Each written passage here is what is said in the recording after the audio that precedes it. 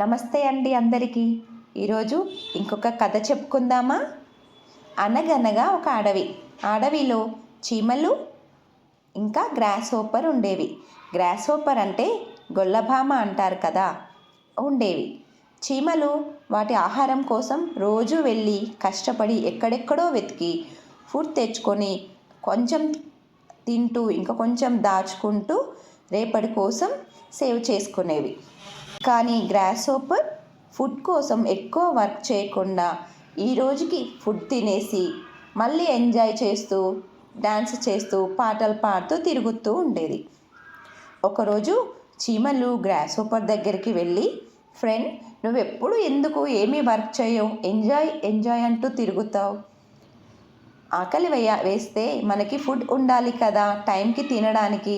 Work చేసుకొని save చేసుకుంటే మంచిది కదా అని చెప్తాయి. అప్పుడు గ్రాస్ హోపర్, ఎప్పుడు పనేనా? అలా కాదు, ఎంజాయ్ చేయడం కూడా రావాలి. నేను చూడు ఎంత హ్యాపీగా ఎంజాయ్ చేస్తున్నానో, కావలసినప్పుడు నేను బయటకు వెళ్ళి తినగలుగుతాను అని చెప్తుంది. అప్పుడు చీమలు, నువ్వు చెప్తే వినట్లేదు. మనకి సీజన్ ఎప్పుడు ఒకేలా ఉండదు. వింటర్ రావచ్చు, రెయినీ రావచ్చు. అప్పుడు ఫుడ్ దొరకడం కష్టం కదా, మనం బయటకి వెళ్ళలేం కదా అని చెప్పేసిన గ్రాస్ హోపర్ వినదు. అప్పుడు ఇంకా చీమలు అక్కడి నుంచి వెళ్ళిపోయి మళ్ళీ వర్క్ చేసుకుంటూ ఫుడ్ తెచ్చుకుంటూ సేవ్ చేసుకొని లోపల ఉన్న తన ఇంట్లో దాచుకుంటాయి. ఇలా కొద్ది రోజులు గడిచాక రెయినీ సీజన్ వచ్చేస్తుంది.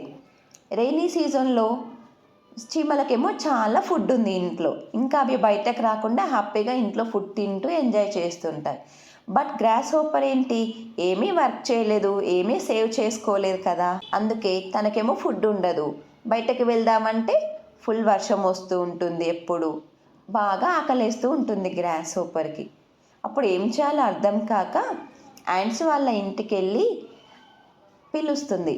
అప్పుడు యాంట్స్ ఏంటి అని అడిగితే, నాకు బాగా ఆకలేస్తుంది, బయటకు వెళ్దామంటే బాగా వర్షం వస్తుంది, అందుకని కొంచెం ఫుడ్ ఇవ్వరా ప్లీజ్ అని అడుగుతుంది.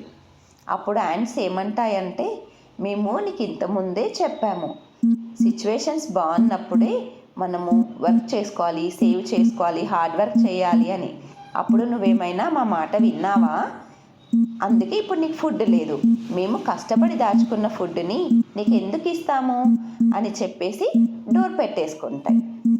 పాపం గ్రాస్ హోపర్కి ఫుల్ ఆకలేస్తుంది. అవును, చీమలు చెప్పినప్పుడు నేను కూడా వినాల్సింది, ఊరికే ఎంజాయ్ చేయకుండా వర్క్ చేస్తే ఈరోజు నాకు సిచ్యువేషన్ బాగుండేది అని అనుకుంటుంది.